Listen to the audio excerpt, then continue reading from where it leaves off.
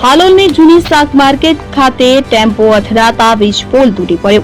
હાલોલ જૂની શાક માર્કેટમાં એજીવીસીએલની ચાલુ વીજ લાઇનનો પોલ ઉતારવા આવેલા ટેમ્પોને અથડાતા તૂટી પડ્યો છે. તો હાલોલની જૂની શાક માર્કેટમાં માલ સામાન ઉતારવા આવેલા ટેમ્પો દ્વારા ચાલુ વીજ પોલને અથડાવવાથી તે તૂટી પડ્યો અને જીવંત વીજવાર કેટલાક દુકાનોની છત પર પડ્યો હતો. પરિણામે ત્યાં શોર્ટ સર્કિટ સર્જાયું અને આસપાસના દુકાનદારો અને ગ્રાહકોમાં ભયનું વાતાવરણ સર્જાયું હતું.